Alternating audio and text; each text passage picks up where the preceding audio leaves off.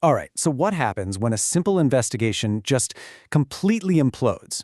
Today, we're diving deep into a story about a team of supernatural investigators who thought they were just checking out a new cult. But what they found, and oh man, what one of them did, it spiraled into something way, way darker. So, where did it all start? With this bizarre, fragmented message. It sounds kind of like lyrics from a fever dream, right? This was the first thread they pulled. This was their weird, unsettling doorway into a brand new, mysterious group that had just popped up in their city. Okay, so the team does what they do best. They treat it like any other case and follow their first lead. And where does it take them?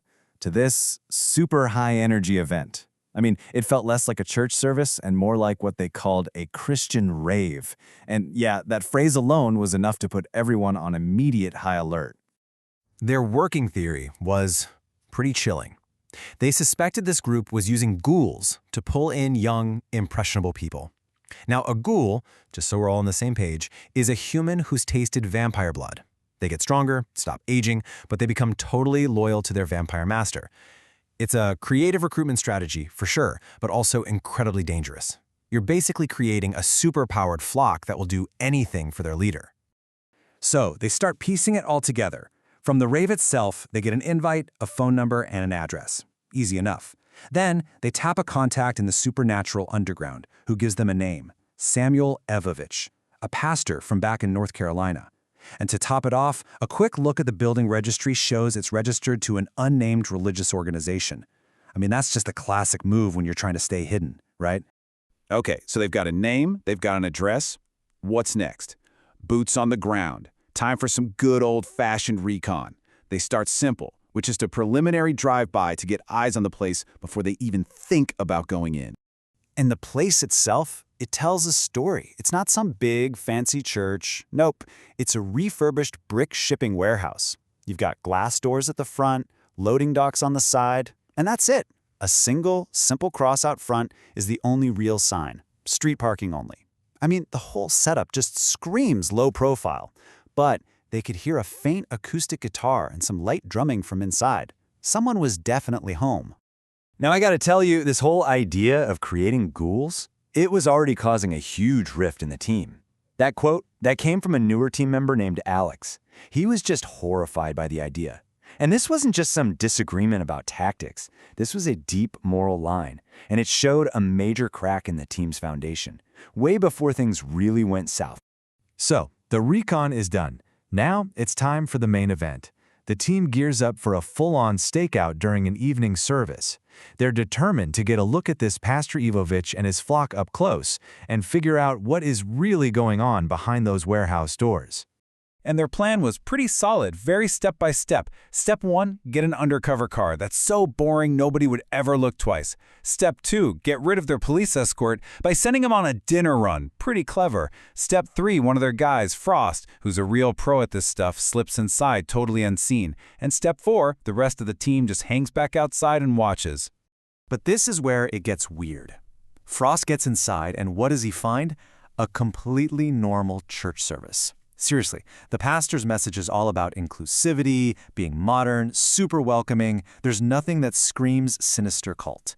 And honestly, that almost makes it more terrifying. That normality is just disarming. It makes you wonder, what are we not seeing? And then the mask drops. Big time. The sermon ends, most people clear out, and the pastor takes a few people, an elderly man and 2 staffers, into a back office. And right there, Frost watches as the pastor just bites the old man's neck and starts feeding. Openly. And just like that, boom, visual confirmation. The guy's a vampire. But it gets even crazier.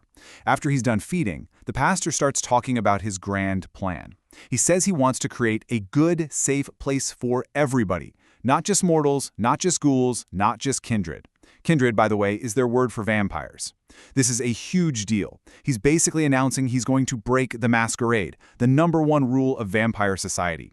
You do not reveal yourselves to humans, ever. To break it risks exposing every vampire on the planet. So, that confession changes everything. This isn't just a stakeout anymore. The mission is no longer about just watching. For one guy on the team, a line has been crossed. and this whole investigation is about to go completely, violently off the rails. And let me be clear, this was not a team call. The pastor's staff leaves, and he's all alone in the office. Well, alone with Frost, who's still hiding. And seeing this flagrant violation of everything he believes in, Frost decides to make his own move. No orders, no backup, he just acts. So, Frost moves in. He slams a wooden stake right through the pastor's heart, paralyzing him. But the smell of that powerful vampire blood hits him and triggers something primal. It's called a hunger frenzy, and his attack just escalates. It goes from a calculated strike to a totally uncontrolled ravenous feeding. His instincts just completely take over. Meanwhile, outside, another team member, Eric, hears the scuffle. He busts in the door and walks straight into a bloodbath. He sees their target, the pastor, staked and paralyzed on the floor, and his own teammate, Frost, completely lost in a frenzy, feeding on him.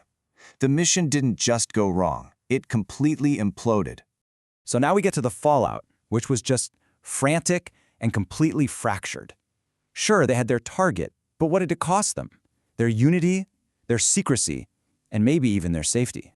And the fight started immediately. Frost is trying to justify what he did, right? He's saying he was corrupting people. He broke a tenet of mine. But the team? They are not having it. They're furious. This wasn't the plan. And they tell him straight up, it's not just your shit now. We're all involved. And in the car on the way out, everything is just dead silent and tense. And then Eric hits Frost with his absolutely devastating question. Would you have stopped if I didn't walk in on you? Oof, that question just cuts right to the bone, you know? It's all about the mistrust that's now tearing this team apart. Was this justice, or was it almost an execution? So here's where they're at now. Frost's move didn't solve a problem, it created 3 brand new ones, each just as dangerous. Problem number 1, they have a captured, paralyzed, but very much conscious vampire prisoner. Problem 2, they just left a whole cult behind with a missing leader. And problem 3, maybe the worst of all, they are now a team that is completely fractured by mistrust. The cleanup that follows is just pure damage control. They stash the paralyzed pastor in a shed at a friendly funeral home. They dump his car in an alley and just hope someone steals it. And then they have this horrifying realization their prisoner was conscious. He heard everything, their plans, their arguments, everything. The only thing they can do is try to magically wipe the last 10 minutes of his memory. It's like putting a tiny Band-Aid on a giant gaping wound. And really, that's where things stand now. The investigation is over, technically, they got their guy, but they sacrificed their security and, maybe more importantly, they sacrificed their trust in each other to do it. So yeah, the investigation might be over, but the real crisis, that's just getting started. Which really just leaves us with one big question, doesn't it? By taking this rogue pastor off the board in such a violent way, did they actually stop a threat? Or, by leaving behind a leaderless cult and blowing up their own team in the process, had they just created a much, much bigger one?